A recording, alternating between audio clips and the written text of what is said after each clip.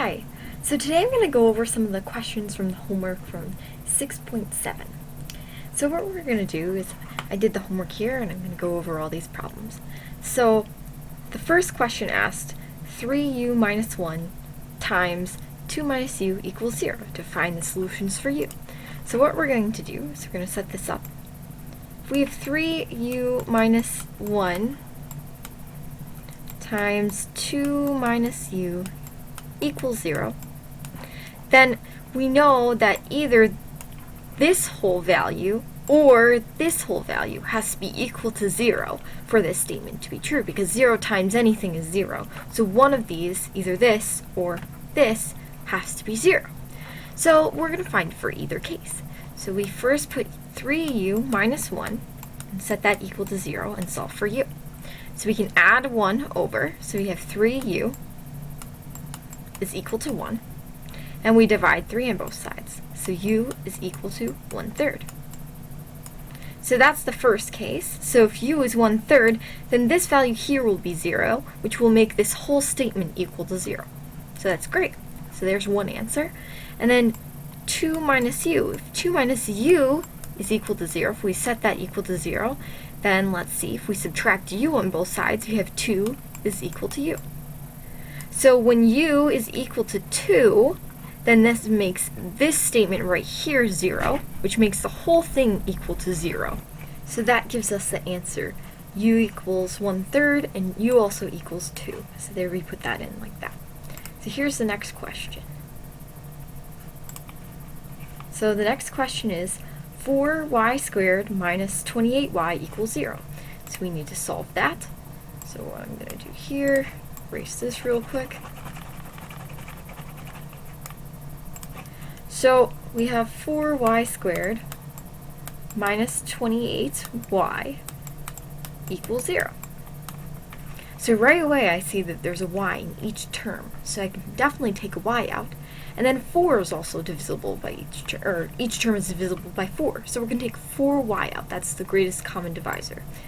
So 4y, take the 4y out, we're left with y minus 7. So 4y times y minus 7 is equal to 0. So that means 4y is equal to 0, which means y is equal to 0. And then y minus 7 is equal to 0. Well, we set that equal to 0 because, again, like the last one, any 0 term times anything else is going to equal 0. So either one of these, if this term 4y is 0, or if y minus 7 is 0, then the whole thing will be 0. So y minus 7 equals 0, so y equals 7. So if y equals 7, then this term will be 0, making the whole equation equal to 0. And if y is 0, then it makes 4 times y equal to 0, which makes the whole equation 0. So that would be the answer to that. 0 and 7 are the answers to our y. Let's go on to the next question. So the next question asks, y squared minus y minus 30 equals 0. So what we need to do is find if two numbers that multiply to negative 30 and add to a negative 1. And so we know, since this is negative, that we have to have a negative and a positive term, and that our greater term has to be negative because of the negative b value. So what we find is that 5 and 6 multiply to negative 30, well, a negative 5 and a positive 6, or positive 5 and a negative 6, and since this b term is negative, we know the 6 must be the negative one. So we find that positive 5 and a negative 6 multiply to a negative 30 and add to a negative 1. So we can say y plus 5 times y minus 6 is equal to y squared minus y minus 30. So we can set that equal to 0. Now if this term is equal to 0 or this term is equal to 0, then that solves our equation. So we have y plus 5 equals 0, which means y equals negative 5. And y minus 6 equals 0, so y equals 6. And there we go, those are our two answers. So the next question says 4w squared plus 11w equals negative 6. So to put this in a form where we can factor it, we want to add 6 to both sides first. So 4w squared plus 11w plus 6 equals 0. Now we can factor it. Now, none of these terms have a greatest common factor that's the same for all of them, so we can't do that. So we're going to solve it using the AC method. So 4 times 6 is equal to 24. And we want to find something that multiplies to 24, two numbers that multiply to 24 and add to 11. So those numbers are 8 and 3, because 8 and 3 multiply to 24 and add to 11. So then we're going to split this middle term into 8w plus 3w. So 4w squared plus 8w plus 3w plus 6 equals 0. And now what we're going to do is factor by grouping. So these two terms right here have a greatest common factor of 4w. So then what is left is w plus 2. And these two terms have a greatest common factor of 3. 3 right plus 3. And what we're left with is w plus 2. So the greatest common factor between these two terms is w plus 2, so we can factor that out. So we have w plus 2 times 4w plus 3 is equal to 0. And now we have to solve for this. So when w plus 2 equals 0, w equals negative 2. And when 4w plus 3 equals 0, subtract 3 over, divide by 4, and w equals negative 4/3, or 3/4. I'm sorry. So subtract 3, then divide by 4, so negative 3/4. So these would be your two answers. So our next problem is kind of tricky.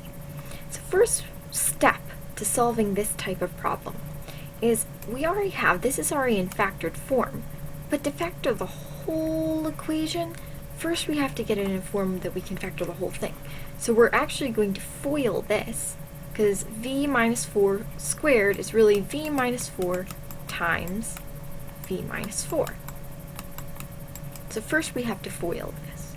So v times v is v squared, v times negative 4 is negative 4v, v times another negative 4 is another negative 4v, and a negative 4 times negative 4 is a positive 16. So this is equal to the v minus 4 all squared, and so we can set this equal to this part of the equation. So v squared minus 4v plus 16 is equal to 2v squared minus 16v plus 28. Now we're going to simplify this by getting all of the terms onto one side. So I'm going to subtract v squared on both sides, and we get, and I'm going to simplify this side at the same time. So this is a negative 8v plus 16 equals 2v squared minus v squared, so v squared minus 16v plus 28. And now I'm going to add this 8v over to both sides.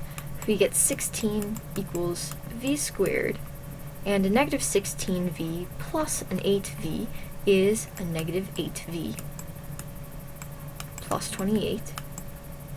And then I'm going to subtract 16 over to both sides. So we get a 0 equals v squared minus 8v plus, let's see, that's 12. And so to solve this here, we have to find two numbers that multiply to 12 and add to a negative 8. So that would be negative 6 and negative 2, because negative 6 times a negative 2 equals 12, and negative 6 plus a negative 2 equals negative 8. So we have v minus 6 times v minus 2 is equal to 0, and then we can solve for each of these being set equal to 0. So that would be v equals 6 and v equals 2. So there would be the answers to this problem here. Now these are all the types of problems that are on the homework, so I'm going to stop at number 5. I hope this was helpful. Please leave comments or go and post on the discussion forum or email me if you have any questions.